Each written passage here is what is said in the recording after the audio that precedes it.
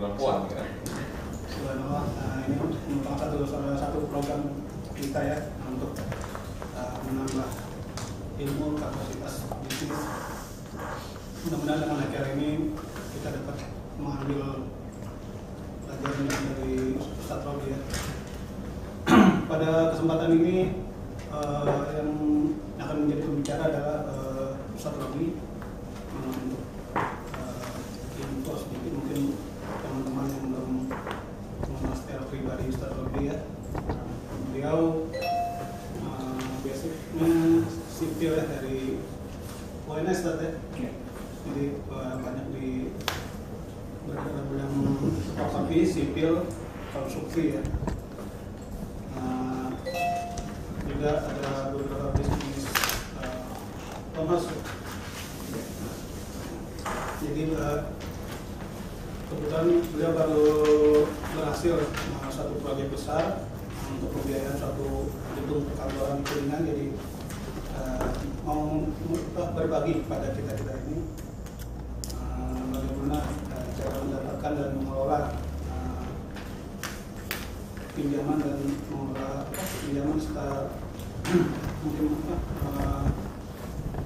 menata keuangannya ya. Dan untuk menambah berkahnya pertemuan kita ini, kita awali dengan tilawah Ustaz Lutfil. Bisa dimakan. Ustaz Helmi pada Ustaz. Bedanya nggak ada ininya nih. Wonder kehormatan. Lagi minum. Mau aneh pindah.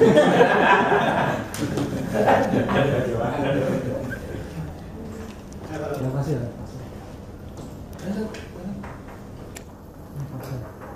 Pares. Kalau antri sama kalau ada tunjukkan ya.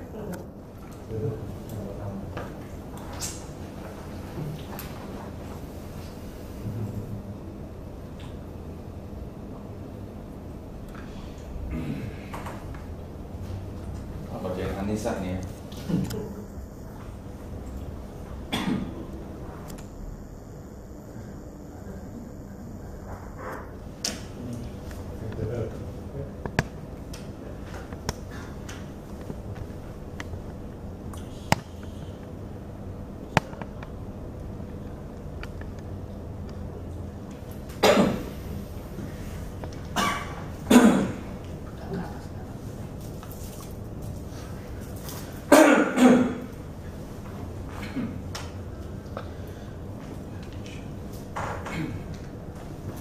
Bismillahirrahmanirrahim.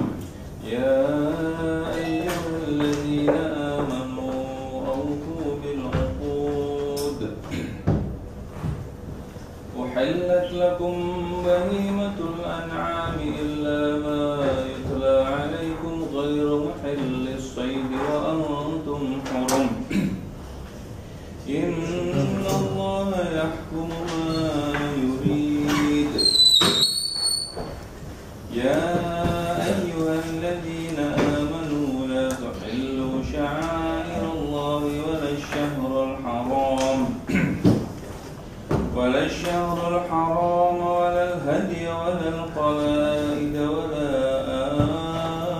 آمين البيت الحرام يبتغون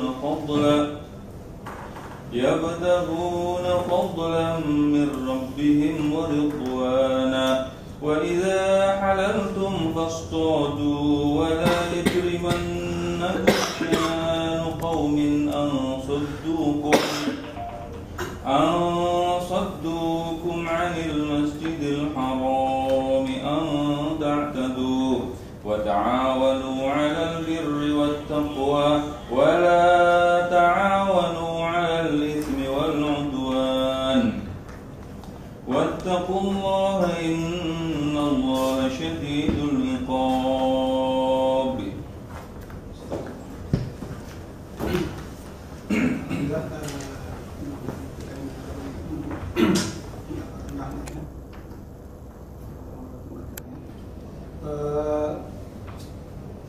Perlu berbangun satu intro dan masuk ke diskusi atau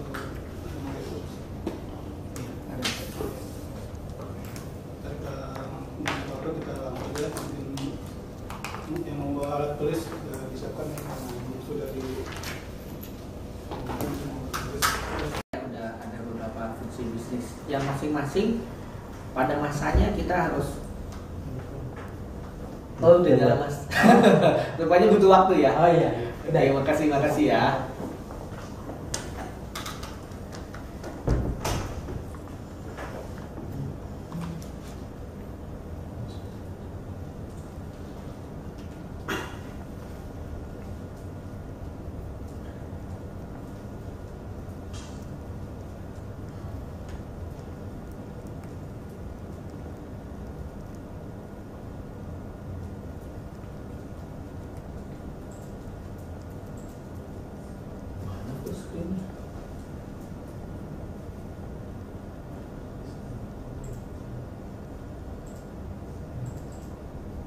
Mana full screen ini? Enggak kelihatan semua.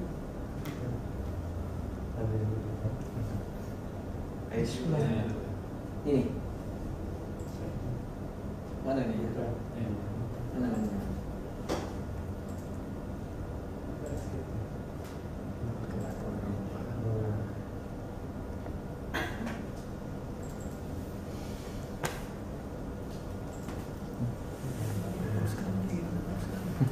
Orang itu gimana orang itu? Ya, jadi ini hanya tadi, jadi kita bicaranya itu. Nah, sekarang kita bicara mengenai keuangan, ya, kita bicara keuangan. Jadi kita berbicara strategi dalam bentuk keuangan. Ide dasarnya itu begini. Sering kali saya ketemu, termasuk kebetulan Mas Sam, tapi bisa terjadi sama yang lain. Dan saya sebenarnya sudah sering beberapa kali ketemu. Jadi teman-teman ini teman-teman yang sudah bisnisnya berjalan. Ini bukan ide-ide yang baru sebenarnya, atau dia baru punya ide bisnis, bukan. Ini bisnisnya sudah proven, sudah jalan. Tapi ketika kemudian dia ingin berusaha mengembangkan bisnisnya ini, tadi yang saya sampaikan, ketika katakan kini butuhnya berapa nih untuk pengembangannya ini? Butuh 500 juta. Ketika bicara butuhnya cuma 1 juta, 2 juta, mungkin ada beberapa investor yang tidak perlu tanya berapa butuhnya 2 juta. Berapa lama baliknya? Sekian. Biasanya berapa sekian? Ya udah nih, kasih. 5 juta kasih, 10 juta kasih. 200 juta. Mana coba lihat hitungannya. Nah, kan gitu. Lihat dulu hitungannya, 200 juta. Coba lihat rinciannya. 500 juta apalagi, 1 miliar apalagi, 5 miliar, 10 miliar apalagi. Presentasi dulu, survei dulu dan sebagainya. Ya. Jadi kita kan bukan mau yang hanya 2 juta, 5 juta, 10 juta kan, harusnya kan gitu. Karena kita ingin tumbuh kan, ingin berkembang. Maka kemampuan untuk itu harus kita. Nah, sekarang yang akan saya sampaikan ini, karena saya juga bukan orang keuangan, saya tadi bekerja teknis, tapi ada ini aja minat akutik sama memang dipraktekin dalam bisnis selama ini. Jadi sering bikin analisa keuangan, prospek kelayakan satu bisnis. Nah, kita bicaranya praktis aja nih. Jadi kita kan sama-sama praktisi nih. Lain kalau saya dosen mungkin gapnya terlalu jauh. Tapi karena kita sama-sama praktisi, kita pakai bahasa-bahasa praktis. Ibaratnya belajar berenang ini, saya tidak mengajarkan teori berenang, tapi kita nyebur bareng, kita berenang sama. Gitu, ini idenya gitu. Nah, sekarang langsung aja ya, saya masuk ke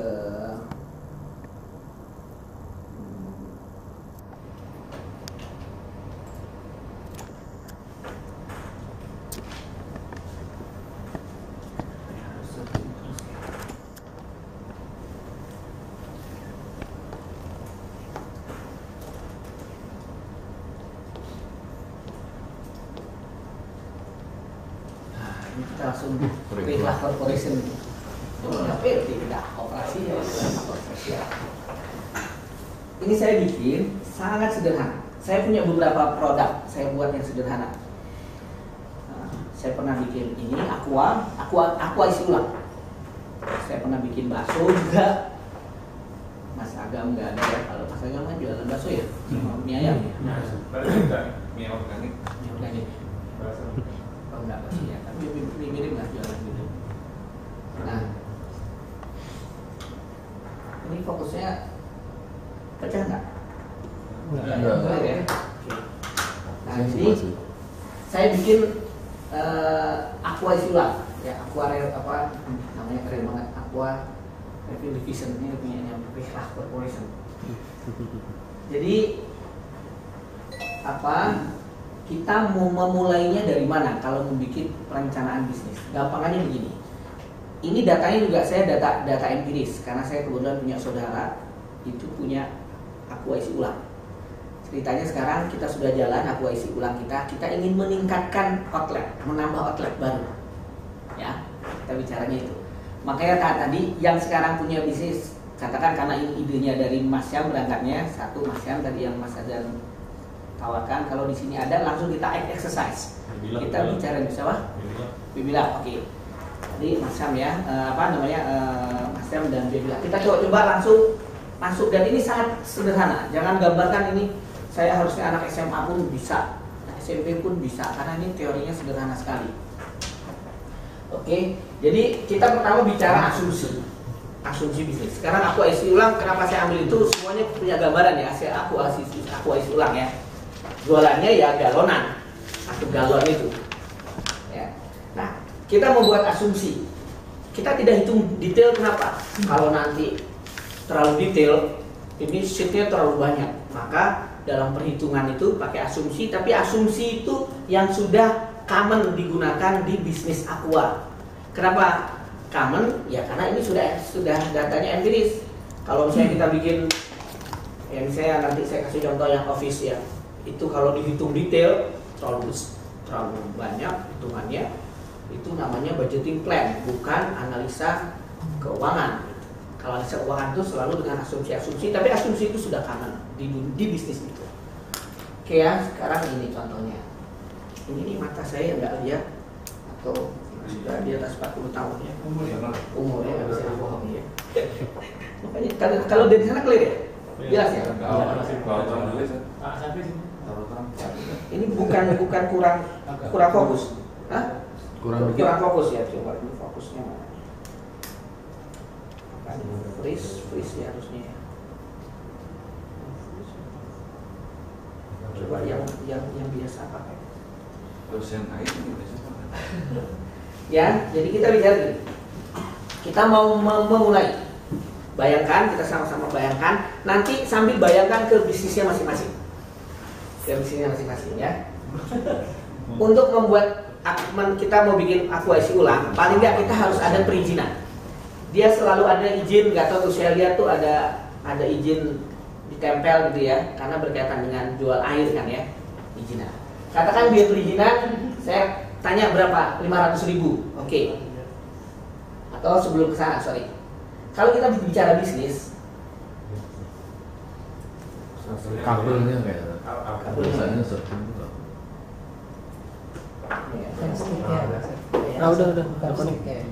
Oke ya, sebelum Pak saya, sebelum ke perizinan, kita bicara yang pertama kalau bicara bisnis, ada yang kita investasikan dulu. Misalnya gini, aqua isi ulang itu, kita pasti ada sesuatu yang kita harus keluarkan di depan. Entah izin, entah itu beli alat gitu ya, sewa tempat, yang itu harus dikeluarkan di luar.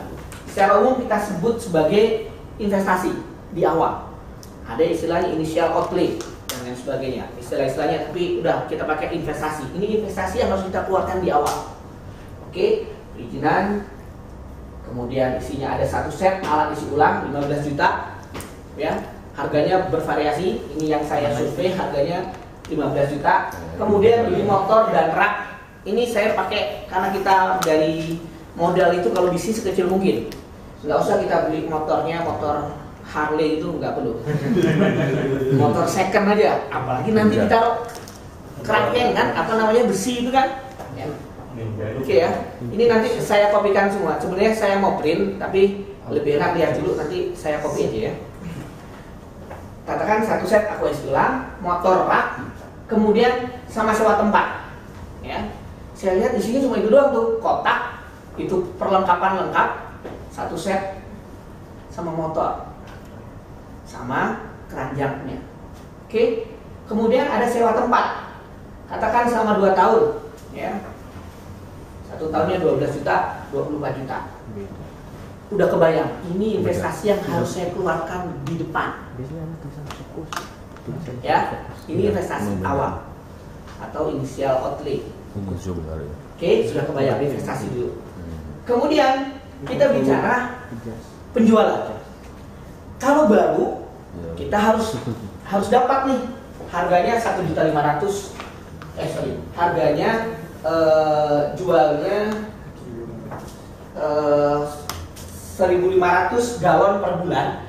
Itu kalau baru kita survei, ya, marketing intelligence, kita datang beli aqua sambil ngobrol-ngobrol nanya berapa. Ini kalau gitu, kalau awal. Tapi kalau ini kita pengembangan, ya, kita sudah tahu tuh kita jual ya rata-rata di awal-awal itu 1.500 galon per bulan, berarti kurang lebih 50 galon per hari.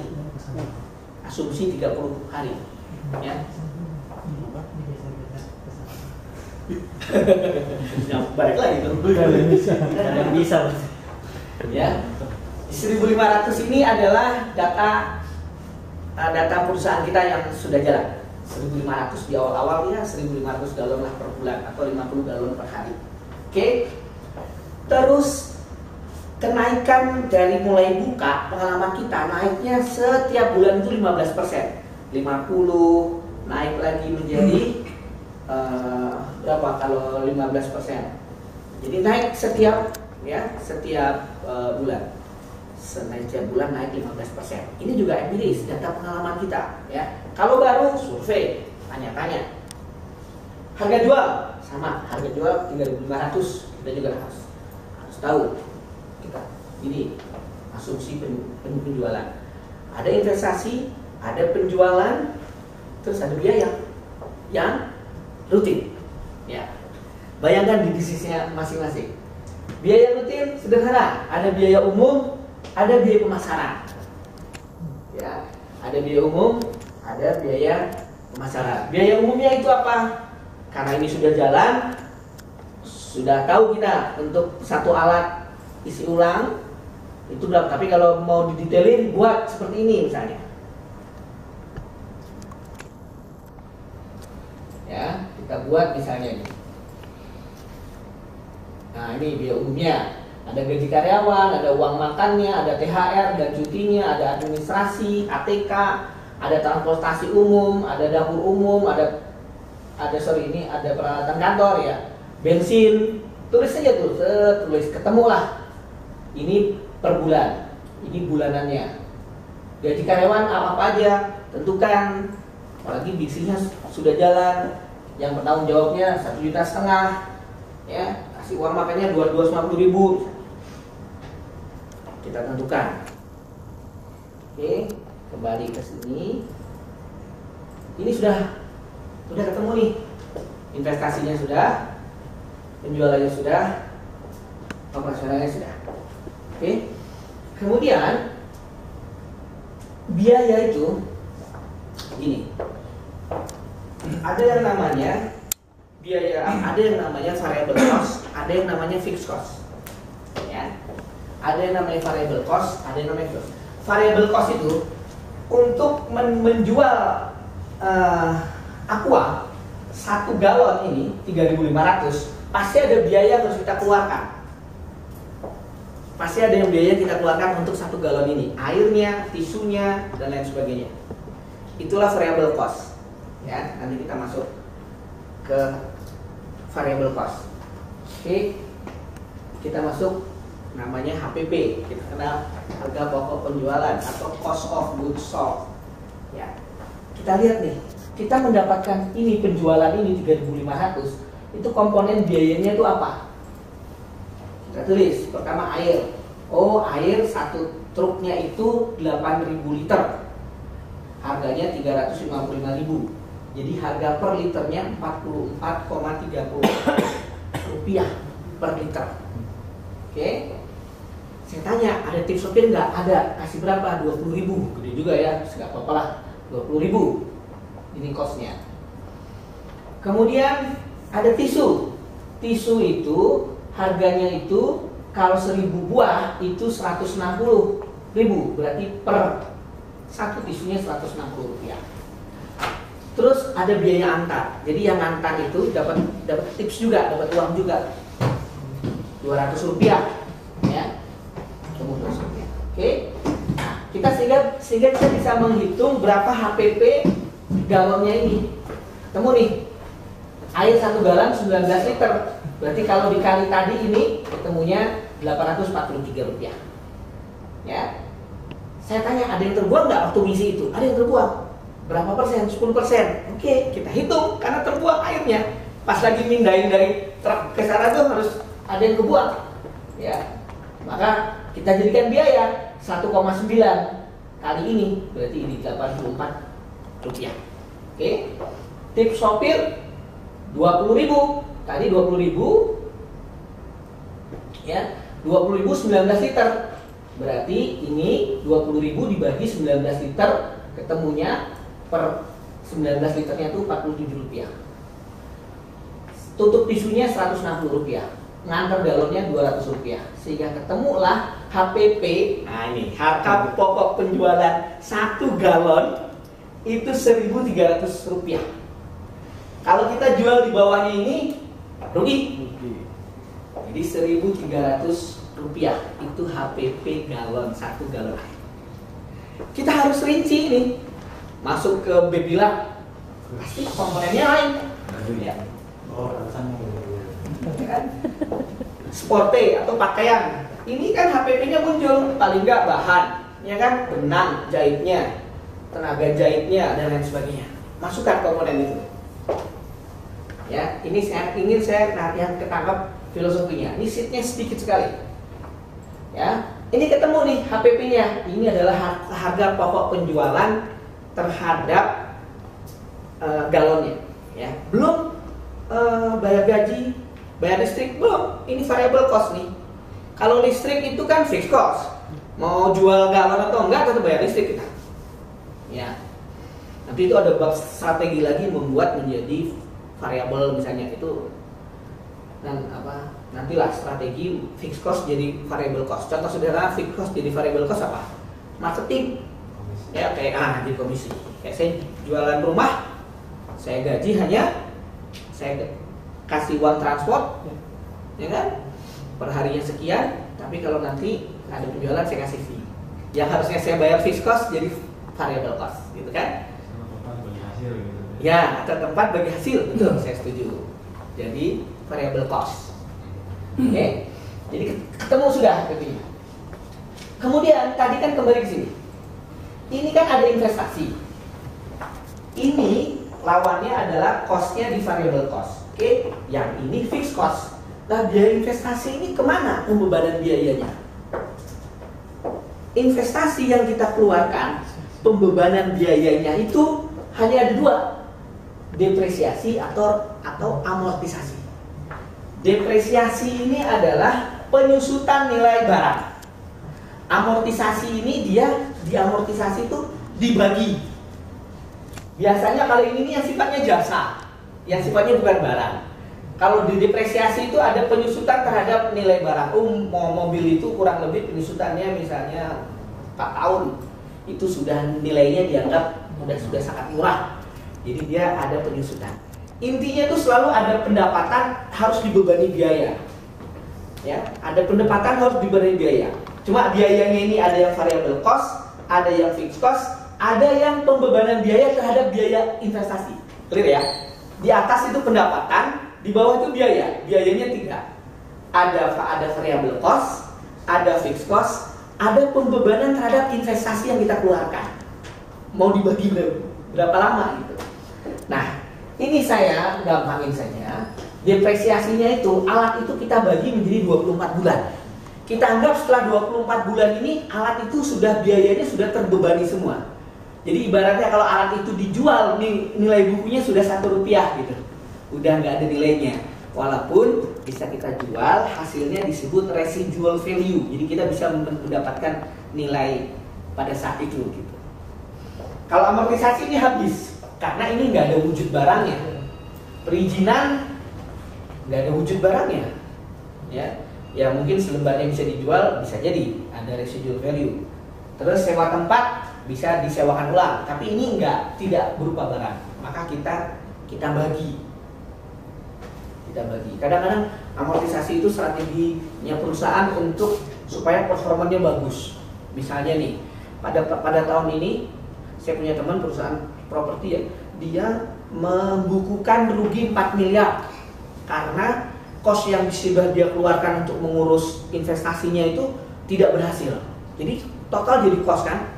Kalau 4 miliar itu langsung dimasukkan di tahun ini, langsung mengurangi laba kan.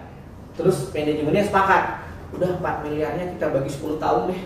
Jadi setiap tahun bebanin 400 juta, tahun depan bebanin labanya kerugian 400 juta. Itu amortisasi dibagi gitu. Kurang lebih sama dengan ini, diamortisasi. Clear ya? Kalau ini langsung tanya aja. Karena itu cuma kesepakatan aja. Ya. Jadi amortisasi berapa lama atau gimana? Oh enggak, kalau itu ada aturan. Nah, kita nanti masuk ke standar akuntansi Indonesia. Yes. Jadi nanti properti ada standar aturan akuntansinya. Makanya kalau kita harus berpikir perusahaan kita suatu saat go public. Ketika go public, mau nggak mau kita harus ikut aturan itu. Kalau sekarang ya udah kita bisa-bisaan kita aja. Tapi kita kan nggak mau begitu. Kita ingin perusahaan kita besar. Kalau perlu suatu saat go public, gitu kan? Jadi kita harus sudah mau paling tidak memahami ini dan nanti disesuaikan dengan standar akuntansi Indonesia misalnya ya. Namanya SPAK, Standar Pedoman Akuntansi. Ya, oke. Jelas ya? Ini akan jadi beban. Berarti bebannya itu ini adalah 625.000 per bulan dibebankan ya setiap bulan. Motor dan rak kita bebankan 312.500 per bulan kita bebankan. Perizinan 20.800 kita bebankan setiap bulan. Perizinan bisa aja kita bebanin di depan cuma 500.000. Tapi kan ini kalau 500.000, kalau ini investasinya gede, kalau nolnya ditambah 6 jadi 500 miliar kan. Filosofinya perizinan boleh diamortisasi. Tapi kalau cuma 500.000 Pak, langsung aja bebanin, boleh juga, nggak ada masalah gitu. Tapi beginilah filosofinya amortisasi itu ya. Tapi ada beberapa biaya yang tidak bisa diamortisasi gitu ya. Dan itu nanti masuk ke standar akuntansi. Sewa tempat juga sama ya. Jadi gini, ada yang namanya ini harus sama ya. Ini karena khawatirnya saya sudah punya persepsi tapi teman-teman belum. Bedakan antara pembebanan biaya dan cash out. Beda ya. Ada orang tua nggak di sini ya? Pembebanan biaya itu, jadi ada yang cash basis itu hari ini keluar biayanya, hari ini langsung dibebani sebagai biaya. Ini adalah biaya-biaya yang cash out-nya keluar di depan, tapi dibebankannya tidak di depan. Yang tadi ya, ini bukan cash basis tapi accrual basis namanya. Jadi biaya yang dibebankannya tidak langsung. Kalau cash basis itu langsung dibebankan. Nanti kelihatan performanya, jadi kelihatan laba ruginya seperti apa. Oke ya. Tadi kembali ke sini, ini asumsi sudah. HPP ini harga pokok penjualan. Ini depresiasi dan amortisasi. Ya. Sekarang kita melihat laba rugi. Kita lihat ya. Ini saya menghitung selama 2 tahun. Ini kita bikin 1 tahun dulu. Masih kelihatan nggak? Masih ya.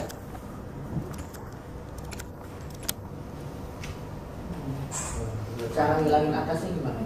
Biar bisa lebih naik. Ini. Yes. Oh, kalau gitu ini saya freeze dulu biar saya.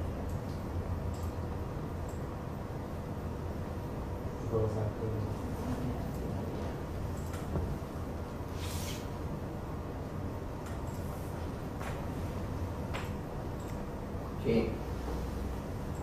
Tadi kita sudah punya asumsi di sini. Harga jualnya 1.500 galon per bulan, kenaikan 15% per bulan dengan harga 3.500. Kita sekarang menghitung laba rugi. Ya. Kita lihat tadi saya bilang bagian atas pendapatan. Ini 1.500. Kenapa pada bulan pertama kosong? Nah kita baru installment alat, iya kan? Kita kosongin bulan pertama. Cukuplah installment 1 bulan. Kosong, ini 1.500 di bulan pertama, berarti di bulan keduanya. Ini naik sesuai dengan asumsinya naik tadi ini, 15%. Naik terus naik.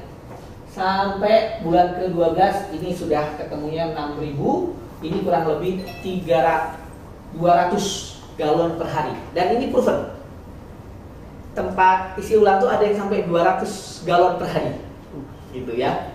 Jadi ini saya datanya data empiris. Oke. Nah, harganya kan 3.500 kan? Tadi kan asumsinya kan? Dan sekarang masih 3.500. Siapa yang masih pakai kalkulasi ulang? 3.500 kan? 4.000 ya. Ini angkanya berarti dia dapat penjualannya per bulan ini 5 juta, 6 juta dan seterusnya. HPP-nya tadi kita sudah dapat, harga pokok penjualan modal galonnya itu 1.335. Inilah HPP-nya. Maka muncullah yang disebut dengan laba usaha. Kita sebut ini laba usaha. Inilah laba usaha kita per bulan. 5 juta ini dikurang ini, gampang nih. Hitungannya gampang, nanti buka Excel-nya gampang sekali. Hanya ini dikurang ini, ketemunya ini. Ini adalah laba usaha per bulan. Ya. Ini karena judulnya aqua isi ulang. Kalau diganti pabrik aqua, ini mungkin 3 triliun, ini 3,7 triliun ya bisa gitu ya. Ini skala aja, bab skala aja. Ini biaya operasional. Biaya operasional dari mana? Tadi biaya operasional ini adalah asumsinya tadi kan. Ini ditambah ini, ya kan? Ini biaya operasional, biaya umum yang kita keluarkan. Tambah biaya pemasaran. Ini kita pasang leaflet, kasih kertas yang di print, kalau apa, yang dicetak atau difotokopi, kalau beli 5 kali gratis 1, gitu kan? Kertas disebarin, ya 50.000 per bulan nggak cukup ya. Nah, saya taruh sini. Ini ya. Jadi biaya operasionalnya sama semuanya. Kemudian muncul tadi pembebanan yang berikutnya, depresiasi dan amortisasi tadi ya. Ini kalau saya jumlah ini semuanya, ketemunya ini 1.958.000 per bulan dibebankan. Laba rugi ini accrual basis, dibebankannya per bulan, ya. Oke. Dibebankan per bulan. Ini tidak boleh dibebankan di depan. Kalau depresiasi dan amortisasi ini tidak boleh dibebankan. Aturan akuntansi nggak boleh dibebankan di depan. Kalau dibebankan di depan, nggak menggambarkan bisnisnya. Coba kalau dibebankan di sini tadi berapa tuh investasinya 35 juta, langsung minus kan? Itu tidak menggambarkan bisnis ini. Salah kalau dibebankan di depan. Dan tidak boleh, standar akuntansinya investasi itu harus didepresiasi, atau yang bisa diamortisasi harus diamortisasi. Yang nggak boleh tadi tuh ruginya di mana, dibebankannya di mana gitu. Dan ini harus balance ya, harus benar antara menyambungkan antara pendapatan dan biaya itu harus ketemu. Filosofinya begini, kita mendapatkan penjualan sebesar ini menggunakan alat yang tadi kita investasikan. Maka menjadi tidak fair atau salah, kita baru mendapatkan pendapatan segini, alatnya dibebankannya seluruhnya gitu kira-kira. Nangkep ya? Jadi harus dibebankannya ya sesuai dengan umurnya alat itu, kira-kira gitu. Oke, ini. Maka kita punya laba minus. Wah, labanya minus. Nggak apa-apa, laba minus itu boleh. Makanya kalau nanti lihat perusahaan baru atau pengembangan baru, laba di tahun pertama, ini kebetulan aja saya pakai bulan. Kalau investasinya rumah sakit itu kemarin saya ngitung rumah sakit itu dia minus baru plus itu kira-kira pada tahun ke-6. Langsung balik modal. Hah? Langsung balik modal teman-teman. Break even. Saya nih proyek saya yang office itu tahun ke-7. Tahun ke-7 itu baru di sini ya plus. Baru awal plus. Nah ini tahun ke-7. Tapi Enggak apa, tidak masalah, bisnis yang memang begitu karena tadi kaitannya dengan pembenaran. Kalau kita yang nggak ngerti, wah ini 7 tahun rugi ngapain bisnis begini? Ya nggak gitu, salah itu. Ya ini contohnya gini, nggak apa-apa. Anggap aja ini tahun misalnya. Tahun ke-6 baru untung bisnis kita. Ngapain capek-capek bisnis udah? Berarti selama ini kita rugi dong. Salah enggak? Tidak begitu. Ya, oke. Sekarang ini ada laba sebelum pajak. Ini pajak saya kosongin. Ini yang nggak pakai pajak lah. Kalau nanti ada pajak ya kasih pajak gitu ya. Apa pajak preman kita tulis ya boleh lah. Tapi kalau pajak founder Rina juga boleh juga. Jatah founder masuk ya. Nah gitu. Nah ini kemudian laba bersih kita. Ini laba bersih ya. Ini biaya kendaraan jangan dilihat dulu, laba bersih. Oke. Nah ini laba bersih kita. Kita lihat di tahun ke-12. Ini kalau misalnya ini apa di bulan ke-12 kita punya net laba 13 juta. Jadi total selama setahun kita punya 13 juta. Oke. Nah sekarang pertanyaan saya, ini tangkap semua ya. Pertanyaan saya melihat gambaran ini, berapa modal yang dibutuhkan? Tadi saya tanya, berapa modal? Ini sudah ngomong nih, wah begini ini prospeknya bagus, wah ceritalah mengenai prospeknya dan lain sebagainya. Biasanya gitu kan kalau cari duit kan gitu ya, wah ini prospeknya begini ini, kita sudah bahkan sudah sampai sini hitungannya. Pertanyaannya saya sebagai investor begini, oke, saya lihat lumayan tuh, bagus juga ya. Nanti kita punya rencana laba 13 juta. Ya, ini jangan lihat 13 jutanya ya, anggap 13 miliar lah. Wih, tahun pertama udah 13 miliar. Oke. Pertanyaannya, berapa butuh modalnya? Saya sering ketemu gitu. Nah ini dia nih Pak, saya nggak tahu ya butuh modalnya berapa nih. Sekarang saya flex ke sini. Coba masing-masing tebak-tebak aja. Tadi saya kembali ke sini. Ini adalah biaya perizinan. Totalnya ini atau di RAB ada. Ini total biaya investasi nih. Perizinan dan ini. Totalnya ini dan ini itu. Oh sorry, ini dua ya. Nah, totalnya adalah kita lihat nih. Totalnya 47 juta. Dilihat ya. Kita perencanaan investasi kita totalnya 47 juta. Oke. Atau jangan ini deh. Nah, saya sesuaikan aja. Ini setahun, ini saya tulis setahun juga. Ini setahun juga. Biar sama.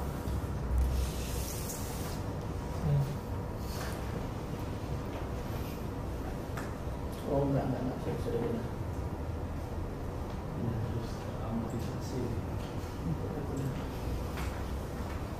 Oke, lihat ya, ini butuhnya di investasinya itu nilainya kalau dijumlah 47 juta, oke?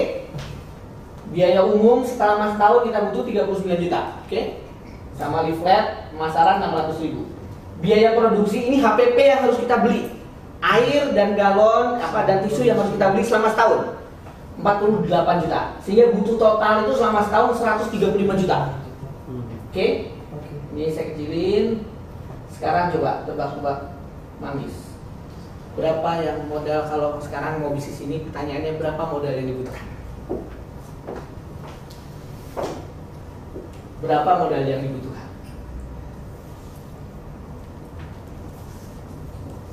47 juta. 47 juta. Oke, masih ada 47 juta. Catat 47 juta. Satu lagi. Karena investasi awal ya, Mas ya. Oke, sekarang Mas berapa? Mas Haris? 47 juta ditambah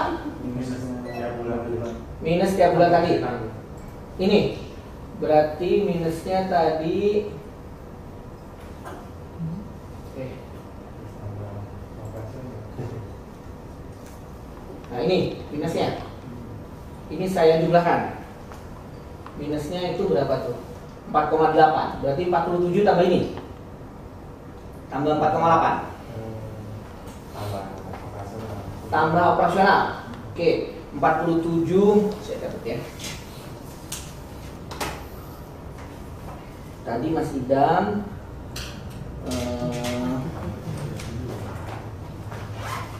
apa nih kita biar mau latihan membaca. Mas Idam 47 juta ini investasi ya. Terus Mas Haris 47 plus 4,8 plus operasional selama setahun. Berarti ini investasi awal selama setahun. Enggak, pertanyaannya berapa modal yang dibutuhkan? Awal. Sekarang Mas Asep sudah memberikan gambaran ini, mau ngajak kerja sama saya. Saya tanya, butuh modal berapa Mas untuk jalanin ini? Itu pertanyaannya. 47, 4,8. 4,8 tadi tambah operasional. Operasional itu kan tadi di sini RAB-nya operasional itu 39, ya. Tambah 39 juta ini. Iya. Di atasnya operasional investasi tadi. Nah, yang di bawahnya itu pemasaran. Nah, ini tambah ini.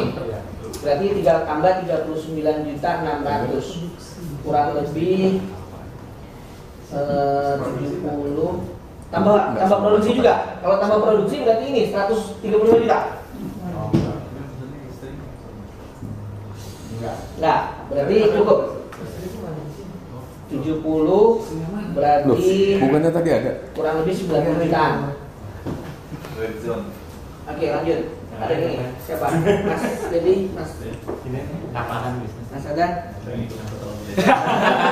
Waduh. Mungkin Ada. bisa lebih. Yes. Kalau bayangan saya, modal minimal adalah semua pembebanan biaya dari mulai produksi, pemasaran dan lain sebagainya, Yes. sampai titik di mana dia bisa mulai membayar biaya, bukan hanya di positif. Kalau di positif kayak tadi saya lihat di bulan kan baru 200, dengan 200 lebihnya kayaknya kan nggak bisa bayar, nggak bisa bayar si karyawannya. Ini 200 itu ya. Iya. Masih 200.000. Iya. Berarti total RAB tadi 135 juta ditambah Enggak sampai 135 juta.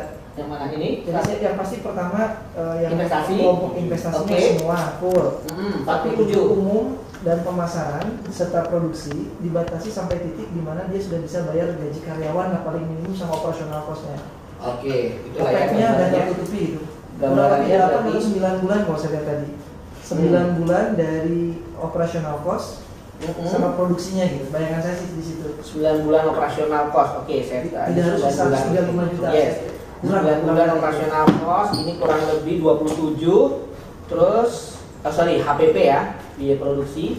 Kemudian operasional cost itu ini sampai 9 bulan. Tadi berarti 26 ditambah 26 ditambah 27. Nggak sampai di bulan kelima. 26 plus 27 investasi 47. Oh, kalau saya mah udah kasih aja 15 juta di dalam kan. 90 sekian. Ya, 90 Kan bagi something. hasil. Oke, 90 something juga. Ada yang lain? 135. 135. Ditambah biaya operasional 35. 135 ya, Mas Profil. 135 ditambah Biaya operasional 35. biaya praoperasional. Biaya praoperasional itu ini kan sudah nih 135 dong di bawah termasuk ini sudah Dia setahun itu kan. 3 bulan. ditambahkan 3 bulan. Oh, tambahkan 3 bulan berarti 3.250 tambah ini ditambah 3 ya. Tambah 3 bulan. Biaya operasional. Berarti tambah 3 bulan berarti kurang lebih 9-10 juta. Tambah 10 juta. Berarti 145 juta. Oke, ada yang lain? 135. 135. Ya, sesuai Total itu RAB. aja. Sesuai Oke. RAB. Ada lagi yang lain? Mungkin ada yang lain? Nebak-nebak aja, nebak-nebak nangis aja nih, sambil bayang-bayangin aja. Yang betul dapat aqua 1. Yang betul nanti kalau ada mau ini tak bantuin bikinin. Kalau yang nggak jawab berarti nggak dibikinin. Itu yang 39 12 bulan ya. 12 bulan. Udah 12. Satu bulannya 3 juta terus. Iya, kurang lebih 1 bulan 3 juta. Lihat gitu. Udah 12 bulan. Ada yang lagi? Ada yang berubah? Boleh tadi itunya. Yang apa? Cash flow-nya tadi. Berapa lebih? Apa? Laba rugi. Ini Ditanya biaya investasinya. kebutuhan investasinya berapa? Dana yang dibutuhkan.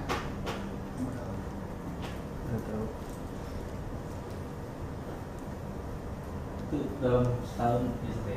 Ya setahun ini sampai 12. Sebenarnya 2 tahun, tapi kalau kita lihat setahun aja dulu. Ini kan ada tahun kedua, nanti saya mau kasih gambaran tahun kedua. Jadi kita lihat setahun dulu.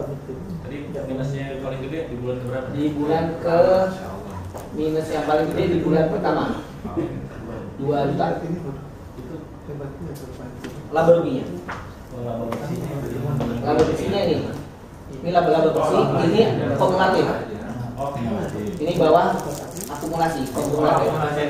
Ini tambah ini tambah ini. Yang paling gede di bulan 5 ini ya? Ini 4,8 ya. Minus 4,8.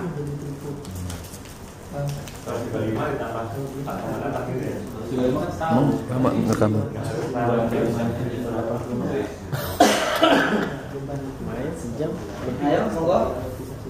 Pokoknya di sini aja tuh. Gak apa-apa. Ayo, ada yang ini. Saya berharap nanti pulang dari sini tuh kalau sudah bikin ini tuh sudah bisa. Karena saya ingin logikanya aja, tinggal pindahin aja bentuk bisnisnya nanti kan. Investasi awal kan. Investasi awal. Oke. Tambah tadi apa? Fixed cost. Investasi awal, saya kembali investasi awal ya. Ini 47 ditambah fixed cost. Oh berarti di sini. Ini investasi awal kan ini 47 ditambah Cost sama operasional sama tadi depresiasi. Selama 5 bulan tadi ya. Selama 5 bulan. Berarti ini 47 tambah 39. Enggak. 39 ini operasional selama setahun. Setahun. Ya. Siap modal tahun dulu nggak? Makanya kebutuhannya sekarang kebutuhan dananya berapa? Apa tadi itu? Saya orang Yes. saya pikir nggak 1 tahun ya. Ya. Ternyata 1 tahun. Jadi ya saya ikut pendapatnya Ustaz Asep. 135 aja. Oke, 135 aja ya. Udah 2 tahun nih. Saya nambahin 3 bulan. Amortisasi Setelah betul. final, tapi ini kan ternyata Sudah setahun. Oke. Ada lagi? Ada lagi? Ya manis gitu sih. Oke, ya kita langsung ya. Jadi gini. Cara menghitung ya. Atau saya sebelum ke sana, saya coba kasih gambaran cash flow. Oke. Yang belum saya kasih lihat. Ini adalah cash flow. Ya, ini ada cash in, ini ada cash out. Gini, saya mau kasih tahu dulu. Di sini nih cash in ini sebenarnya isinya itu semua uang yang masuk di luar modal. Oke, makanya cash in ini kenapa ngambilnya laba bersih dikurangi depresiasi? Laba bersih ini kan pengurangan antara cash in dikurangi cash out kan? Ini kan cash in dikurangi cash out ya? Iya toh? Ketemu laba bersih, laba usaha, sorry. Sama sebenarnya, laba ini cash out, cash in dikurangi cash out, kemudian ada dikurangi biaya operasional cash out, oke? Kemudian ini depresiasi cash out atau bukan? Bukan, pembebanan, oke? Nah sehingga laba bersih ini maka cash flow itu adalah laba bersih ditambah pembebanan karena dikembaliin kan pembebanaannya. Filosofinya adalah cash in dikurangi cash out gitu. Ini untuk memudahkan aja. Semua cash in dikurangi cash out. Kalau cash flow itu cash basis, uang yang keluar dikurangi uang yang masuk dikurangi uang yang keluar gitu aja sebenarnya. Ini memudahkan biar nggak di satu persatu. Jadi gambarannya adalah cash in ini dikurangi seluruh cash out. Ini HPP, biaya operasional. Tidak ini karena ini bukan cash out, tapi ini pembebanan. Oke ya. Nah ini gambaran cash flow. Ada yang punya gambaran lain dengan cash flow? Coba.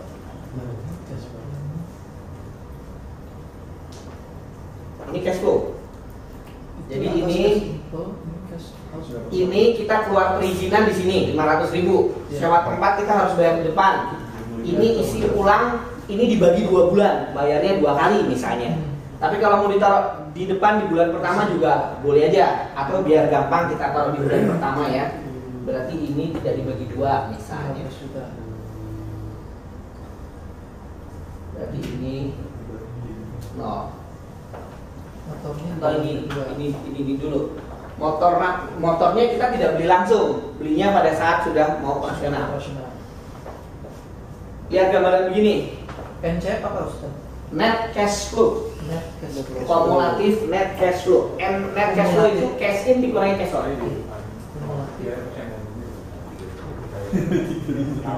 Net cash flow, cash in dikurangi cash out. Kita punya uang beneran itu bulan, setidaknya kita bisa gaji itu mungkin bulan ke-5, bulan ke-6. Kita punya netnya udah positif kan saja. Setidaknya berarti modal sampai bulan ke-5, nggak usah bulan ke-9, nggak usah dari situ. Sampai bulan ke-5. Setidaknya nanti bulan ke-6 lamanya. Nah, Bulan berapa ke-6 jadinya? Nah, saya harus ngitungnya nggak tahu. Hitungnya gimana? Monggo, saya jumlah atau apa? Oke. Kalau misalkan ngelihat ini asumsi saya, kita punya uang cash di tangan 2.300.000 dan itu kita bisa manfaatkan buat operasional cost. Kalau dengan 2.300.000 ini, oh nih bulan tengah. Iya, Iya. saya begitu, asumsi saya begitu. Sehingga tidak lagi menambah modal dari dalam kantong, tapi kita sudah punya nilai usaha yang bisa kita balikin untuk pendanaan operasional. Bayangan saya begitu. Oke. Kalau tadi kan di 9 bulan kos operasionalnya saya kurangkan kalau begitu. Kalau dengan asumsi cash flow-nya seperti itu. Oke, ada lagi? Atau ini saya kembalikan ini ya, karena ini company juga bisa dibayar. Dibayarnya kalau yang begini ini tidak harus cash, bisa dibayar 2 kali kalau biar lebih. BTN dong. BTN. Nah gitu, Pak. Oke, sudah berubahnya tidak banyak, tapi biar sesuai dengan ini ya. Udah punya gambaran? Mas Adnan punya perubahan? Jadi gini, kalau kita mau menghitung modal yang dibutuhkan, kita memang lihatnya nggak bisa yang tadi. Ini sengaja saya keluarinnya belakangan. Saya berharap tadi itu ada yang bilang begini, aduh Pak Robi, tidak bisa, saya harus lihat cash flow. Gitu tadi saya berharap. Dan berarti ada Mas Adnan yang betul saat itu. Setelah dikasih tahu. Nanti dulu Pak Robi, sebentar dulu. Wait more. Iya. Kita harus lihat cash flow. Kan Pak Robi tadi bilang investasi awal. Iya. Iya kan? Investasi awal kita bisa lihat cash flow, tapi kan Pak Robi butuh kalau pengertian saya al-fakir nih. Kan kayak Pak Robi bikin bangunan aja. Butuh berapa? Kan harus lihat RAB kan? Betul. Iya kan? RAB taruhlah 135 juta. Ya udah 135 juta kan? That's it. Tadi pertanyaannya saya begini. Untuk menjalankan bisnis ini kita butuh modal berapa? Pertanyaannya butuh modal cashnya berapa? Ya berarti RAB tambah kalau RAB 135 juta. ya, berarti ditambah cash flow di situ positif di umur berapa? Positif itu di bulan ke Kalau positif di 9 sama. Ya berarti sampai bulan ke-9. Enggak malah. Lebih. Bulan ke-12. Ya bulan ke-12 tambah. nambah setahun lagi. Iya. Itu gede banget berarti. Iya. Logika yang bisa saya tangkap sebenarnya. Kalau saya, menurut saya. Nggak apa-apa. Mau ya monggo. Saya juga ini menurut saya berarti. Iya. Akhir lawan akhir. Biasanya kalau di kasus yang saya jalankan, buat saya itu lebih terperinci karena saya belum ngerti cash flow Pak Rudi. Jadi saya nggak punya hitungan cash flow dalam kalkulasi pembukaan toko saya, nggak ada. Nah, tapi sekarang saya mulai mengerti ternyata cara masukinnya seperti ini. Tapi hitungan yang paling mudah adalah modal itu sesuatu yang kita ambil dari kocek kita. Ketika kita membangun seperti bisnis ini, yang jelas installment dan semuanya pasti keluar di depan. Itu berarti saya anggap modal. Yang keduanya, kalau sudah jadi wujudnya, siapa yang jalanin kan karyawan. Karyawan itu berarti kata kuncinya kembali ngocek lagi. Sampai di titik dia sudah bisa menghasilkan sesuatu yang bisa membayar semua operasional cost. Itu bayangan saya. Tidak harus mengeluarkan kocek lagi karena sudah ada di sana uangnya gitu. Bayangan saya begitu. Ya. Operational cost kan kalau nanti ada timbul operation, ya benar. Bayangannya sih gitu. Mudahnya kalau ya. Tapi kan sampai kapan pertanyaan operasional itu berhenti kan? Betul. Ya. Aku mau bayangin. Jadi tadi saya sudah jelaskan, kita lihat asumsi, kita lihat HPP, kita lihat depresiasi membebankan investasi ke sekian bulan. Kita sudah punya gambaran laba rugi. Kita sudah punya gambaran laba rugi. Laba rugi ini sama sekali tidak bisa memberikan gambaran, bisa orang menebak-nebak, tapi kita harus membuat cash flow. Nebak-nebaknya pasti tidak akurat. Apalagi bisa yang menebak itu ketika dia punya filosofinya sudah paham. Tapi kalau filosofinya nggak paham pasti tidak bisa ketemu. Makanya tadi kalau ada yang 90 juta, 47 juta, 90 juta lagi, 135 juta, tadinya 145, diralat 135, 135 ya. Kita nggak bisa melihat secara jelas. Maka kita harus melihat cash flow. Sederhananya, berapa sih kebutuhan bisnis ini? Kita melihat kumulatif net cash flow yang paling besar. Kumulatif. Ini kan cash in, cash out, ya kan? Ini adalah cash in. Sorry, ya, ini cash in, cash in, ini cash in. Ini adalah cash out, total cash out. Oke. Ini adalah total. Sorry, ini karena tadi saya bicaranya di sini ini sudah cash in-nya sudah terdiri dari pendapatan dan biaya ya. Ini cash inflow, ini cash outflow. Ini adalah net cash flow antara di cash in dikurangi cash out intinya ini. Oke. Ini cash in dikurangi cash out. Benar kita di sini punya uang segini, tapi kita masih punya kumulatifnya minus. Di sini kita minus 20 juta. Minus nih kita nih. Ini karena belum ada suntikan modal nih. Hitung minus 20 juta. Minus lagi 35 juta. Ya kan? Dari ini tambah ini. Kan diakumulasikan. Kumulatif ya. Terus ini tambah ini masih 35 juta. Ini tambah ini 33 juta. Memang kesana turun karena di sininya plus kan. Kebutuhan modal kita. Kalau ditanya berapa sih bisnis itu butuh modalnya 35 juta 052 ya, kita ngomongnya misalnya 36 juta atau gampangnya 40 juta misalnya. Loh, kan tadi mau butuh 135 juta nyambungnya Mas Asep tadi. Masa cuma 40 juta? Kan kita butuh alatnya tadi, butuh totalnya sampai 135 juta RAB-nya. Itu nggak dikeluarkan semua. Pada bulan-bulan ini belum. Maka menghitungnya adalah net cash flow dikumulatifkan ketemu yang terbesar itu kebutuhan modal kita. Kalau Bang tanya nyebutnya ini. Dari dulu saya. 35. Mas Idam 47. Mas Idam itu 47 itu dari investasi. Maksudnya motornya 2 kali Sir. Motor saya 2. Saya berdasarkan pengalaman buka ini. Udah bukan.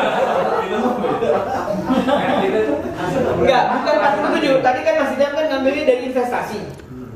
Salah, karena kebetulan aja mirip-mirip. Ya, bukan dari investasi, tapi lihat cash in, lihat cash out, di net, kemudian kumulatifkan. Yang terbesar minusnya itulah kebutuhan dana kita. Saya ambil gampangnya begini. Ini kan kebutuhan, kalau usaha itu tidak boleh minus dong. Kalau minus mau bayarnya gimana? Masa usaha minus? Usaha ini di sini harus positif semua. Gampangnya nih, kalau di sini saya tambahin, modalnya saya tambahin asal aja ya. Saya taruh di usaha sini ya. atas 35. Atau ini nih, ini saya tambah 36 juta lah biar gampang. Positif semua kan? Usaha itu harus positif. Kalau nggak positif, yang bayarin sopo, terus yang bayarin minusnya itu siapa? Makanya kita butuh modal kan? Butuh modal paling kecilnya berapa? Ya tadi, yang negatif terbesarnya itu. Supaya ini idealnya kalau hitungan teorinya disamain, jadi ada yang 0 nanti di sini. Tapi ya enggak lah, masa kita kasir tidak punya duit sama sekali gitu di kas perusahaan kan enggak. Jadi kebutuhan dana itu di kumulatif yang terbesar, yang negatif yang terbesar. Itu kebutuhan modalnya. Itu kebutuhan minimal ya? Kebutuhan minimal, betul. Kalau disamain ya nanti kas kita 0. berharap ada pemasukan lagi sampai sempat bank kita nol. Ya nggak boleh lah perusahaan masa Lebih banknya nol. 100 juta ya. Iya. Hah? Udah lebih 100 juta maksudnya tadi. Maksudnya nggak mungkin juga jualan air masa sampai 135. Oke ya, kita lihat ya. Nanti ini saya kembalikan dulu ya. Nah, sekarang sudah ketemu jawabannya. Tadi saya buka di awal. Saya tanya, berapa butuh mau modalnya untuk jalanin ini? Saya butuh dibulutin lah 36 juta. Oh, 36 juta. Oke. Sekarang saya nih yang punya uang 36 juta.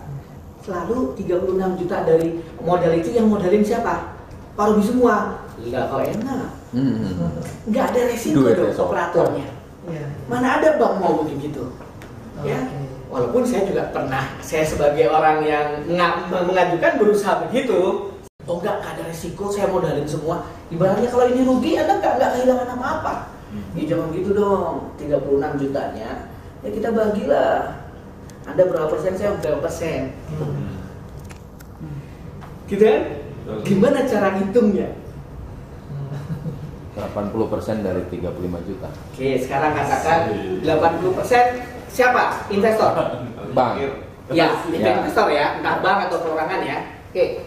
Sekarang kalau 80% dari 36 juta, berarti kan saya harus invest kurang lebih berapa?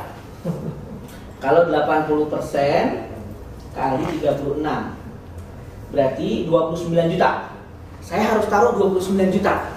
Bagi hasilnya bagaimana? Saya dapat berapa? Ini profit sharing. Kita bicara profit sharing dulu ya. Saya mau dikasih uang berapa nih bagi hasilnya? Terus balik modalnya saya berapa lama tuh uang saya kembali ke 29 juta? Ini pertanyaan-pertanyaan yang akan ditanya sama investor dan sama bank. Ini standar. Kalau mau ngembangin, ditanya sama investor. Kalau cuma 10 juta, 5 juta, cincai lah. Kalau misalnya ini ala anggap aja infak kan gitu.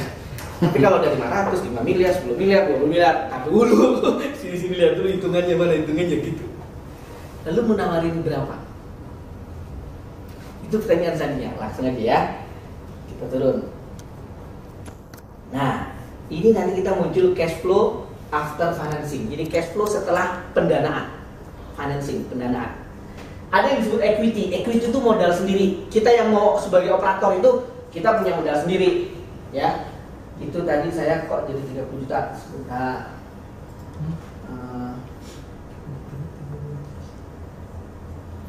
Nah ini belum diganti. Berarti ini di 36. Kok 36 sih? 26. 30 juta motornya juga dari depan. Enggak ini, oke, sorry. Kemarin ada yang harus diketahui. Ya, oke ya. Sekarang misalnya ini tinggal di exercise. Oke, saya atau Mas Asep sebagai pemilik modal, ya Pak, saya modal 10 juta dari 36. Berarti Pak Robi modal 26 juta. Gitu kan? Komposisinya berapa? 28% equity, 72%-nya loan atau funding. Gitu kalau dalam bahasa umum, bahasa ribawi loan. Kalau di bank konvensional loan, kalau di syariah dia fundingnya, pembiayaannya 72%. Berarti oke, kalau begitu ya. Nah, itu 10% untuk ini, 72% untuk modalnya dan ini. Sekarang saya kan yang 72%, bagi hasilnya gimana? Nawarinnya. Maunya gimana? Wanitiro. Pengusaha yang begitu. Kira-kira gimana coba? Ayo, sudah punya gambaran ini. Saya mau nawarin ke saya berapa persen? 40%. Saya 72% loh keluarganya. 40%. 40% saya. Ya. Dari keuntungan apa dari mana? Ya. Iya, dia dari keuntungan tentunya. Dari keuntungan Profit pasti, sharing. iya, profit sharing. Profit sharing nih, kita bicara profit sharing dulu ya. Kalau kita bicara syariah, ada profit sharing, ada murabahah, ada revenue sharing. Walaupun revenue sharing ini masih jadi ikhtilaf ya. Tapi ada profit sharing, ada murabahah. Ini nanti kita bisa kembangkan nih polanya. Tapi kita ini dulu, kita profit sharing dulu. Profit sharing itu artinya yang kita bagi tadi itu dari laba bersih yang kita bagi nih. Nih, laba bersih nih. Kalau minus ya belum ada yang dibagi dong. Oh minus kok yang dibagi apa kan gitu. Nah, yang kita bagi itu laba bersih ini nih. Yang kita bagi nanti laba bersih ini. Ya. Nah, nanti saya mengajarkannya karena kita pengusaha, kita kan di pihak pengusaha nih sedang bicara ke investor. Tapi kalau kita punya investornya saya ya tidak makan jeruk. Sekarang saya sebagai pengusaha, kita kan operator, kita punya ilmunya. Apalagi Mas Lutfil sudah jalan sistemnya, ya Mas Teguh sudah jalan. Masa kemudian investor kan bilang ini, kan saya 72%, Anda 28%, ya udah bagi hasilnya saya 78, Anda 28. Kita tak ragu dulu, kita sudah jalan nih, kita punya kompetensi Mas. Tidak sesuai dengan modal dong pembagiannya. Gimana pembagiannya? Kita hitung. Sekarang saya coba exercise dulu dengan cara proyeksi bagi hasil. Saya bikin 70-30. Operatornya 70-30. Oke? Langsung kita bagi nih. Dari yang untung, ini kenapa 0? Karena laba di sini masih minus. Ya, ini saya pakai rumusnya. If itu kurang dari sama dengan 0, maka sama dengan 0. Ya. Maka ini 0, ini baru ada bagi hasil di sini. Kita lihat bagi hasil pertama. Oh, ini tidak di ini ya. Coba saya ini.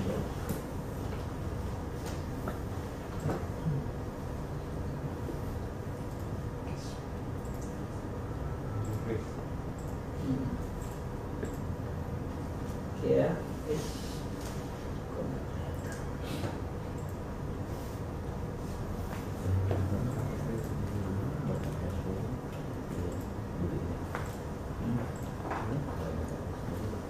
Mana naikin ini ya?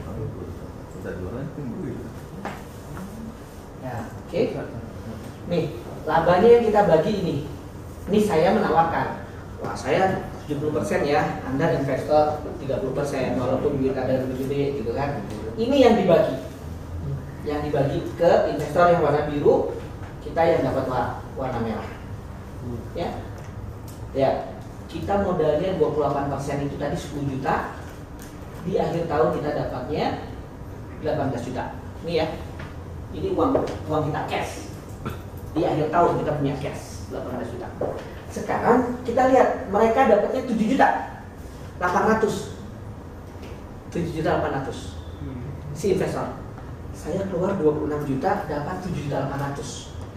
Ini karena kita ngerti bisnis, karena kita ngerti bagaimana orang mengukur nilai uang. Maka kita selalu semua bisnis membandingkannya terhadap apa? Bunga, terhadap bunga deposito. Tapi kalau deposito kan aman. Kalau ini nggak aman dong, kita tidak kasih jaminan apa-apa ini.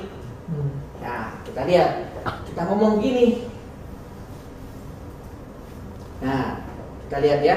Ini adalah return on investment. Saya hanya bicara return on investment. Kalau kita bicara lebih kompleks lagi, bicara investor.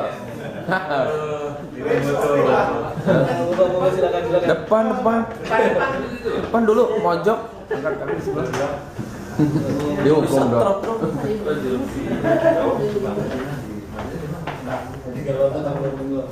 Ini sayang ya, Mas. Ini wah, sayang. Kita udah bicaranya agak jauh.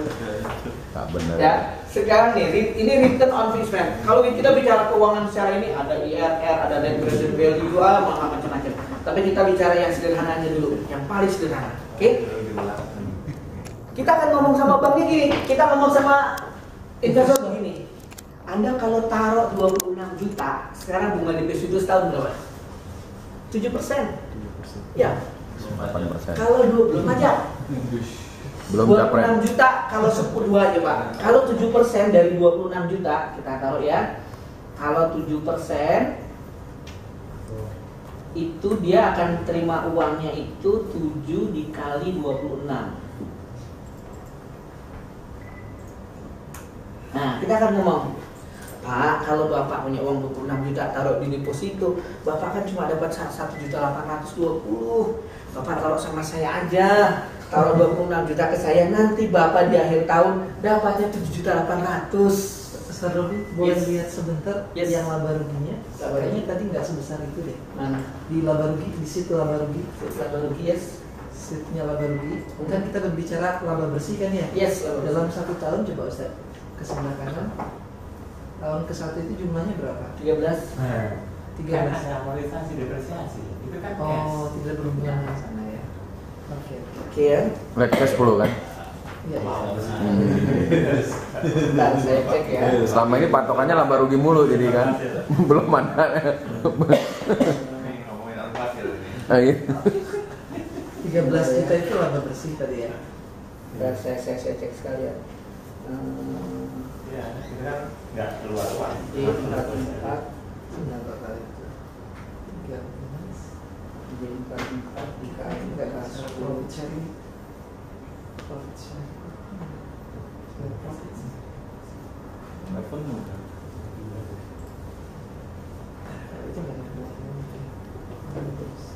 Ya, tidak termasuk depresiasi soalnya. Tidak termasuk depresiasi. Oke. Nah. Gitu ya. Nah. Ini kan bahasanya kan gitu. Bahasanya gitu. Ya. Kalau kita lihat kumulatif net cash flow, ini kumulatif net cash flow kita nih. Kita punya di akhir tahun kita punya uang itu 35 juta. Cash flow. Ini sama dengan jumlahnya ini. Oke. Sorry, lain. 32 juta ini, oh ya, ini net cash flow. Kalau ini laba rugi. Tapi ini dikurangi ini masih ada cash kan, masih ada sisa cash. Ya. Nah ini pembagiannya.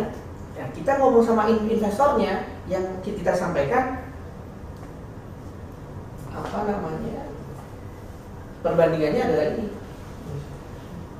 Kalau taruh di bank cuma dapat 1,8. 7% ke 30% ini sudah besar sekali. Biasanya tuh resiko itu kadang-kadang ditambahinnya ada yang 4%, ada 5% gitu. Nambahin resiko ya, faktor resiko ya. Kalau 7 tambah 4%, 5% aja masih 12%. Kita nawarkannya 30%. Nah, ketika kita confidence punya hitungan ini, kita ngomong sama investor, pertanyaan kan gini. Tadi, memang ini butuh modal berapa? Ini butuh modalnya 26 juta. Saya equity saya 10 juta, Anda 26 juta. Oh, gitu. Terus bagi hasil saya, ya ekivalen dengan 30% lah setahun. Ah, gitu ngomongnya. 30%, berarti saya dapat tadi sekitar 7 juta. Oh, gitu ya. Berarti balik modalnya ya kira kalau dengan 7 juta aja ke 26. Ya, ini uangnya itu masih ada dia, modalnya masih ada gitu. Ya. Belum tambah barang-barangnya yang masih ada. Iya. Jadi dia masih punya kepemilikan di tempat kita. Kalau tadi kita teruskan 2 tahun. Kita punya 35 juta, ini kita teruskan 2 tahun, kita punya cash 77 juta. Kalau dari laba ini laba nih. Ya, ini saya tidak ada pertambahan. Bulan ke-13 sampai ke 24 saya anggap sama aja dulu nih. Gitu. Jadi hitungannya sederhana semua. Nggak ada yang logika yang jelimet yang terlalu nggak ada. Jadi bahasanya saya tawarkan investasi. Ini profit sharing, ya cobaannya. Setelah kita paham ini, nanti kita bisa pengembangan murabahah. Contoh murabahah begini. Saya ini butuh, kalau murabahah gini, kita sudah hitung ya, kita punya duit cuma 10 juta. Ya, kita punya duit cuma 10 juta, butuh 26 juta. Gimana caranya? Kita cek tadi di RAB. Kita butuh beli alat, ya murabahah itu kalau secara syariah perizinan tidak boleh masuk. Karena murabahah itu harus ada barang yang diperjualbelikan. Berarti yang boleh diperjualbelikan itu hanya ini sama motor, hanya 22.500.000. Oke? Terus penanggungnya siapa? Apa? Korbanannya kemana? Iya, enggak nih. Ke diri sendiri. Ya ke diri sendiri. Sabar, cooling down. 22 juta, ya kan? Katakan 22 juta. Aduh, kita mau pentokin sampai 26, kita beliin yang lain. Beliin apa? Beli air. Ke HPP. Lihat, HPP kita nanti di sini ada belanja air, ya kan? Ini kita kenapa tidak belanja galon? Karena kan air isi ulang. Kita tidak punya galon ya. Tapi mungkin kita perlu punya galon stok ya. Nah itu improvisasi deh. Malah bisa dijual ya. Kalau murabahnya misalnya buat kebutuhan air selama 2 tahun gitu boleh gitu? Boleh. Ya? Boleh. Ada barangnya. Iya. Modal itu 35 juta ketutup dari itu. Betul. Boleh. Ya? Boleh. Meskipun nggak harus Boleh. beli. Transaksinya air. Tapi uangnya harus buat air ya, nggak bisa buat yang lain. Iya, buat air. Nggak bisa buat 5 gram. Tapi kan Ini ya. Kan itu untuk tadi kan kalau kita belanja airnya aja, belanja air dikurangi sama ini, itu tuh totalnya 48 juta selama setahun. Tidak termasuk ini ya, tidak termasuk tips kepada sopir. Tips tidak boleh dijual karena bukan barang ya. Ini nih maghribnya kecepatan nggak? Kalau udah maghrib kasih tahu ya. Udah. Sudah. Oh, kalau gitu kita break ya. Juta. Kira sewa tempat kan bayar di depan kan? Tadi yang Mas Adar bilang, kita ngomong sama sewa tempat. Ini deh, saya bayar pertama 6 juta, setelah itu pada bulan ke-6 saya bayar 6 juta lagi. Coba, ini langsung berubah. Saya ganti ini 6 juta, saya bagi 2 ya. Kita sudah deal nih sama si investor. Ada bulan ke-6 kita bayar lagi 6 juta. Lihat, kebutuhan dana kita tadinya 36 juta, tinggal 29 juta. Uangnya sudah kita terima, tapi catatannya secara syar'i nggak boleh digunakan untuk investasi lain. Tetapi kita punya cadangan kas jadi lebih besar. Gitu ya? Kita atur gitu. Terus ini bayarnya 7,5 juta. Lihat nih, 7,5 juta. Kita cari, ya saya punya teman baru beli alat 4 miliar untuk printing. Dia selama ini pakai leasing konvensional. Alat itu kan? Alat leasing konvensional dia beli. Terus waktu itu kita punya, saya pernah cerita, kita punya maps kayak gini. Kita bikin audit syariah. Ini belinya dari mana? Ini pakai ini leasingnya apa? Kan ini riba nih. Gimana caranya? Tapi nggak kita salah-salahin dulu riba lu, nggak gitu. Ganti lo. Ini riba nih gimana nih? Kan? Jadi kita apa namanya? Kita sampaikan itu, terus gimana caranya? Coba dicek lagi ininya. Dia beli sudah alat banyak. Bisa nggak ngomong sama mereka? Alatnya kita akadnya murabah jual beli. Ini ya, ketika dia semangat meninggalkan ribanya itu kuat, maka Allah kasih pertolongan. Suatu saat dia beli alat, dia sudah taruh 30 juta DP, pakai leasing konvensional. Ini alat satu mereknya A, dia sudah kasih DP 30 juta, terus ditawarin merek yang lain, speknya sama. Dia bilang gini, gue udah ambil ini nih, udah bayar 30 juta DP, tapi pakai leasing. Bisa nggak saya beli di Anda, tapi saya bayarnya nyicil 2 tahun, akadnya jual beli, tapi dicicil langsung 2 tahun. Kasih harga berapa aja, kita nego. Jadi angkanya sudah dibesarin. Ini padahal Astra, belumnya Astra. Wah Pak, nggak bisa itu. Ngomong dulu deh, dia ngomong. Ternyata setuju, akadnya diganti. Akadnya diganti jadi akan jual beli. Gitu. Kita bisa ngomong sama ini nih. Ini kan kebetulan akuisisi ulang. Anggap aja asetnya itu kan berapa? Kita beli 15 juta ya. Kita anggap 15 miliar. Beli apalah. Kita ngomong sama dia. Udahlah kita bayar 2 tahun deh. Oke. Coba kalau kita bayar 2 tahun, cash out-nya kita ganti 2 tahun. Ya kan? Kita bagi 24 bulan. Kita lihat, kita bagi 24 bulan. Tampilannya kayak apa coba? Ini sampai bulan ke-12 aja gambarannya. Nih. Berapa butuh modal kita jadinya? Tadi 36, kemudian 29, sekarang cuma butuh 15 juta. Ya. Kita saya butuh 15 juta. Kita ngomong ke investor, oke sekarang pakai basic 15 juta, oke? Kita masukin 15 juta. Udah, investor ini 100% deh 15 juta nih. Kita nol aja deh, oke? Investor 15 juta mah banyak, gampang gitu kan? Tunggu bikin tuh. Ya, kita lihat kalau pembagiannya masih 30-70, lihat dia dapatnya sampai error gitu ya. Karena ini dikalikannya kalikan itu soalnya. Ya karena 0 dibagi kan jadi unavailable kan, tidak terhingga kan? 15 juta dong tadi. Ya. Hah? 15M ngomongnya kan tadi. Enggak, no. Ini modalnya operator no.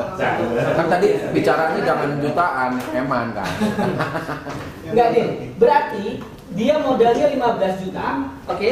Investor 15 juta, dia dapat untungnya tadi sama untungnya 7.800.000, oke?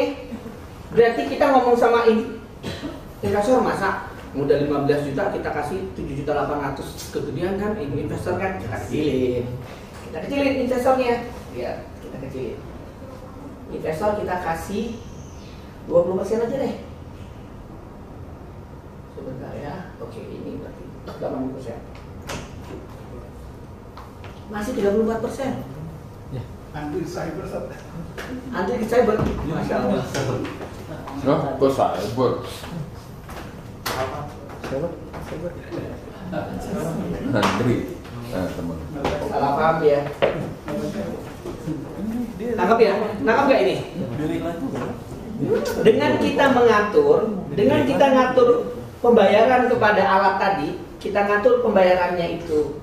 Alatnya yang tadi 15 juta, kita bayar selama 24 bulan, jadi cash flow-nya begini. Ya kan? Ini kebutuhannya jadi cuma 15 juta. Oh, 15 juta kurang ya, 15 juta 300 ya. 16 juta, sorry. Jadi 16 juta. Tidak boleh ada yang minus. Nah, 16 juta. Dia 100% modalnya. Kita 0%. Tapi kan kita menawarkan keuntungan sama dia dengan 16 juta. Kita tawarkan keuntungannya itu menjadi, ini saya ambil di sini biar dekat angkanya ya. Biar angkanya dekat. Dan biar nggak bolak-balik. Saya ambil dekat sini. Sorry.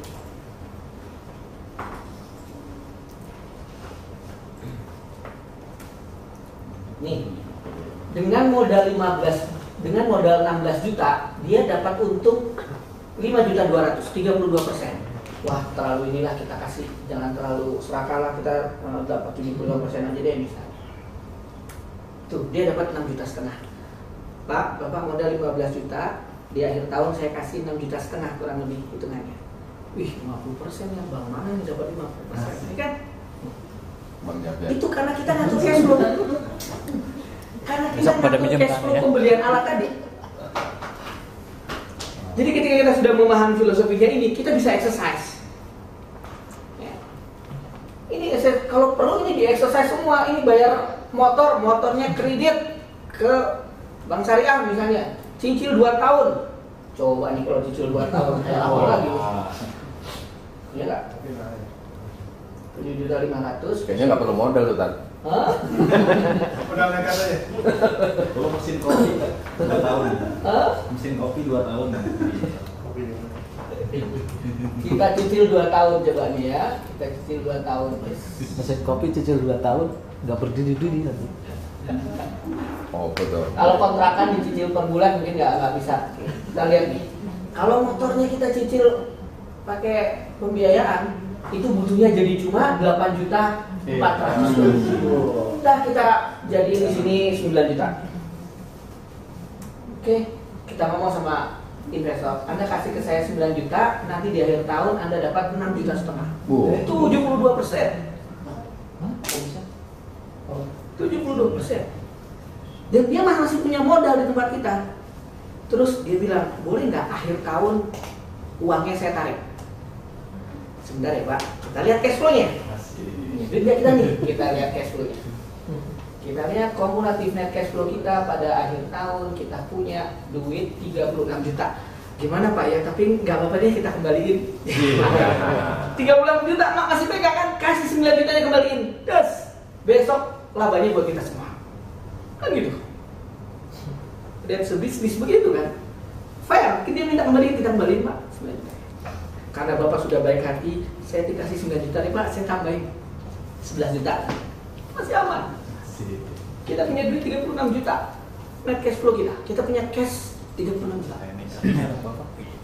Saya kasih 5 gram Pak. Buat anaknya Pak. Yang baru hadir, mohon maaf. Ini nggak nyambung karena kita bicaranya agak panjang tadi. Salah sendiri. Bicaranya mulai. Jangan nyambung 5 gram aja. Aduh. Biasanya yang tidak nyambung ngomongnya juga jadi. Like this. Ya saya mohon maaf, tadi kita bicaranya mulai dari asumsi. Jadi ini saya ulang sedikit karena yang hadir Mohon maaf. Yang hadir lebih awal mohon maaf. Ini kita bicaranya membuat bisnis, mengembangkan bisnis yang sudah ada. Jadi kita mulai dari asumsi investasi, biaya operasional, penjualan, kita menghitung harga pokok penjualannya, kemudian kita menghitung depresiasi dan amortisasi. Ini tidak mungkin diulang dari awal. Nanti rekaman aja ada rekaman. Nah, sudah ada rekamannya ya. Nanti kita menghitung HPP, kemudian menghitung laba rugi, dan sekarang menghitung cash flow. Karena bisnis itu cash flow.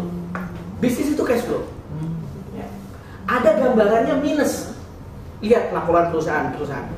Di akhir tahun dia minus, tapi cash flow-nya positif. Kita lihat nih. Contoh nih. Laba rugi itu di atas kertas. Lihat ini. Kita punya labanya berapa nih? Kita katakan ini bisnis besar, miliaran ya. Tinggal kita tambahin 0 aja, 3, jadi 4, sekian miliar. Kita bilang, kita lapor di rapat pemegang saham pada tahun ke-5 perusahaan kita mencatat rugi 4,8 miliar. Gak apa-apa. Namanya juga belum break even point, ya wajar dong kalau tercatat minus 4,8 miliar. Kita lihat pada tahun ke-6 ini, anggap aja ini tahun atau bulan ke-6, itu kita punya cash flow berapa? Kita lihat di sini. Kita punya uang pada tahun ke-6 itu nih 5,9 miliar atau ini dalam miliar. Jadi pada saat rapat umum pemegang saham itu kita ngomong begini, kami melaporkan, saya sebagai pengurus, sebagai dirut ya, ada komisaris, ada pemegang saham. Saya melaporkan bahwa Bapak sekalian, Ibu sekalian, pada tahun ke-6 perusahaan kita mencatatkan rugi sebesar 4,5 miliar rupiah. Wih, gimana sih ini, ngapain aja direksi ya kan? Emang punya duit berapa? Kita di bank kita tercatat kita punya kas 5,9 miliar rupiah. Ya udah dibayar aja kerugiannya, enggak begitu. Enggak kemudian ini sudah nutup kerugian. Enggak, ini kacau ini logikanya. Enggak nyambung itu. Kami mencatatkan rugi 4,5 miliar. Kas dan banknya berapa? Uang cash di bank dan di tangannya di lemari besinya berapa? Kita punya uang 5,9 miliar. Bisnis memang begitu. Yang tidak boleh terjadi ketika cash flow-nya. Yang tidak boleh tadi, minusnya itu nggak habis-habis, nambah terus. Minus di laba ruginya nambah terus. Oke. Ini bisa nambah ketika kita investasi. Oke, betul. Ini kan saya belum bicara investasi. Mau beli alat baru, kita coba. Mau beli alat baru ya. Kalau kita beli alat baru di cash flow ini, tahu-tahu nih di sini kita beli alat baru. Yang tadinya kita beli alat, ini kita bisa cicil selama 12 bulan. Ternyata kita ada alat baru yang harus kita beli pada saat itu dan nggak mungkin dicicil. Ya, ternyata kita harus beli. Kita tambahin di sini, kita beli misalnya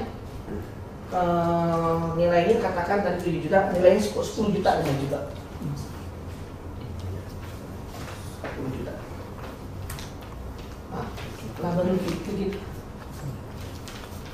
Oh sorry, bukan di cash flow. Merubahnya harusnya tidak di cash flow.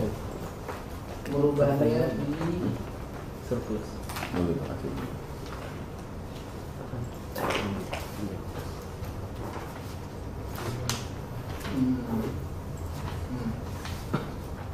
sini kita nambah alat, nambah dulu di sini 7,5 juta kan? Ini 15,5 juta. Ini kita nambah 10 juta. Oke. Nah, laba ruginya naik kan? Bulan ke-6, bulan ke-5 jadi 4,8 miliar. Di sini cash flow-nya kalau kita bayarnya cash di sini pada bulan ke-5 kita bayar cash 10 juta itu. Kita punya net cash flow-nya, lihat. Net cash flow-nya jadi net cash flow-nya oh ini belum ditambah.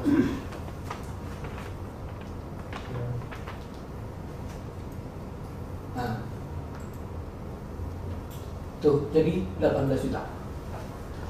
Itu yang tidak boleh terjadi. Nah, kalau boleh begitu, tapi kita harus sudah menambah kemampuan pendapatan.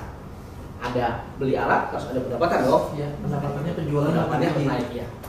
Saya kira gitu, ya. Oke, ini saya kembalikan.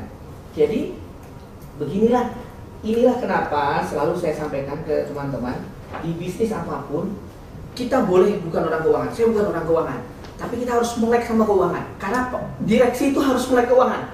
Nggak bisa nggak? Karena pengambilan keputusan strategis itu di keuangan.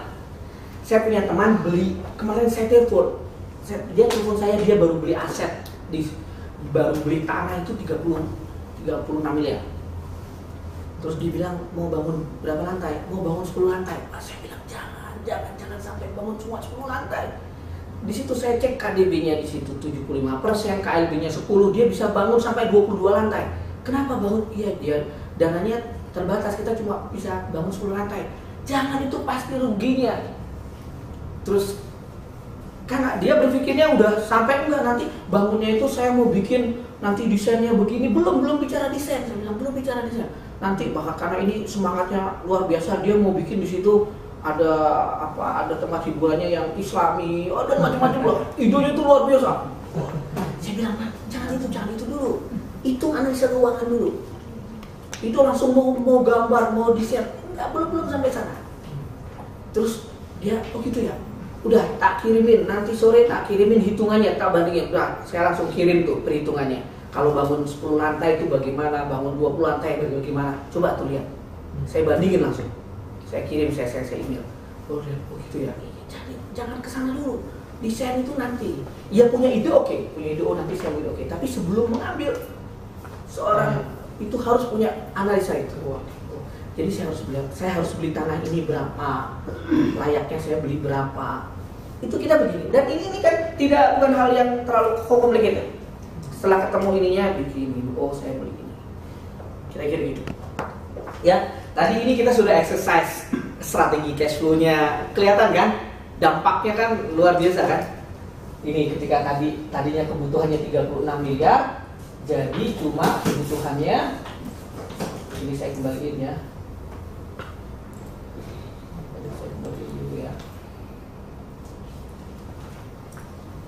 Tuh, jadi kita yang tadinya awalnya butuhnya 36 miliar, ternyata butuhnya cuma 8,5 miliar. Ya, atau 9 miliar lah, 9 miliar kita butuh.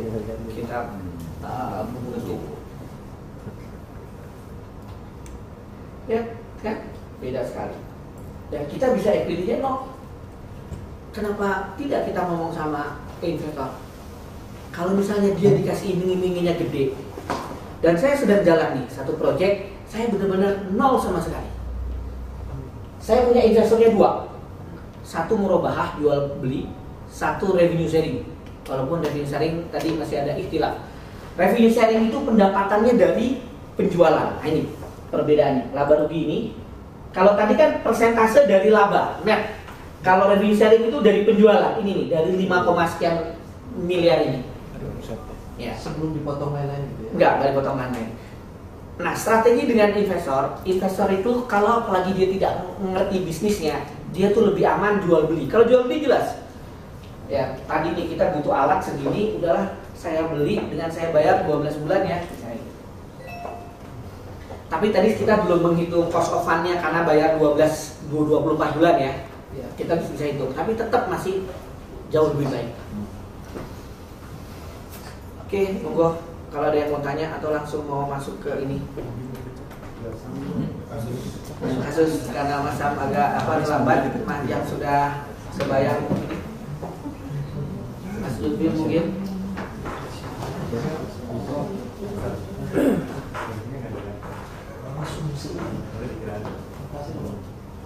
Asep kayaknya mau nanya itu. Apa tuh? Cash flow coffee, saya tahu. Saya mau menambah. Kalau Oh iya menambahkan, sorry.